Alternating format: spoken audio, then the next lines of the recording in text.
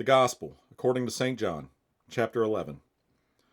Now a certain man was sick, Lazarus, of Bethany, the village of Mary, and her sister Martha.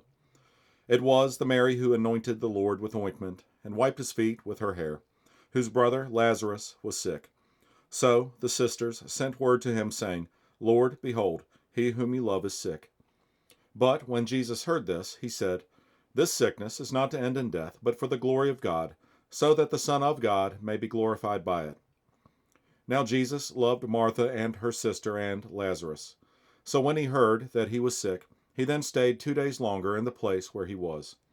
Then after this he said to the disciples, Let us go to Judea again. The disciples said to him, Rabbi, the Jews were just now seeking to stone you, and you are going there again? Jesus answered, Are there not 12 hours in the day? If anyone walks in the day, he does not stumble, because he sees the light of this world. But if anyone walks in the night, he stumbles, because the light is not in him. This he said, and after that he said to them, Our friend Lazarus has fallen asleep, but I go so that I may awaken him out of sleep. The disciples then said to him, Lord, if he has fallen asleep, he will recover. Now Jesus had spoken of his death, but they thought that he was speaking of literal sleep. So Jesus then said to them plainly, Lazarus is dead, and I am glad for your sakes that I was not there, so that you may believe, but let us go to him. Therefore Thomas, who is called Didymus, said to his fellow disciples, Let us also go, so that we may die with him.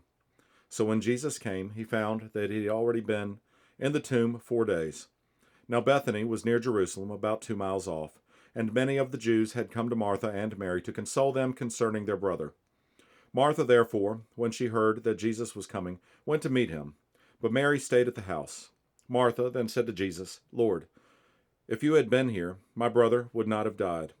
Even now I know that whatever you ask of God, God will give you.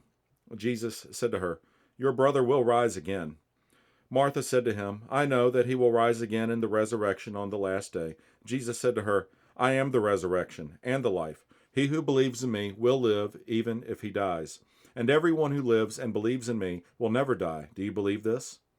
She said to him, Yes, Lord, I have believed that you are the Christ, the Son of God, even he who comes into the world. When she had said this, she went away and called Mary, her sister, saying, Secretly, the teacher is here and is calling for you. And when she heard it, she got up quickly and was coming to him. Now Jesus had not yet come into the village, but was still in the place where Martha met him. Then the Jews who were with her in the house and consoling her, when they saw that Mary got up quickly and went out, they followed her, supposing that she was going to the tomb to weep there. Therefore, when Mary came where Jesus was, she saw him and fell at his feet, saying to him, Lord, if you had been here, my brother would not have died. When Jesus therefore saw her weeping, and the Jews who came with her also weeping, he was deeply moved in spirit and was troubled, and said, Where have you laid him? They said to him, Lord, come and see. Jesus wept. So the Jews were saying, See how he loved him? But some of them said, Could not this man who opened the eyes of the blind man have kept this man also from dying? So Jesus, again being deeply moved within, came to the tomb. Now it was a cave, and a stone was lying against it. Jesus said, Remove the stone. Martha, the sister of the deceased, said to him, Lord, by this time there will be a stench, for he has been dead 4 days. Jesus said to her, Did I not say to you that if you believe, you will see the glory of God? So they removed the stone. Then Jesus raised his eyes and said, Father, I thank you that you have heard me. I knew that you always hear me, but because of the people standing around I said it, so that they may believe that you sent me. When he had said these things, he cried out with a loud voice, Lazarus, come forth. The man who had died came forth, bound hand and foot, with wrappings, and his face was wrapped around with a cloth. Jesus said to them, Unbind him and let him go. Therefore many of the Jews who came to Mary and saw what he had done believed in him. But some of them went to the Pharisees and told them the things which Jesus had done. Therefore the chief priests and the Pharisees convened a council and were saying, What are we doing? For this man is performing many signs. If we let him go on like this, all men will believe in him, and the Romans will come and take away both our place and our nation. But one of them, Caiaphas, who was high priest that year, said to them, You know nothing at all, Nor do you take into account that it is expedient for you that one man die for the people, and that the whole nation not perish. Now he did not say this on his own initiative, but being high priest that year, he prophesied that Jesus was going to die for the nation.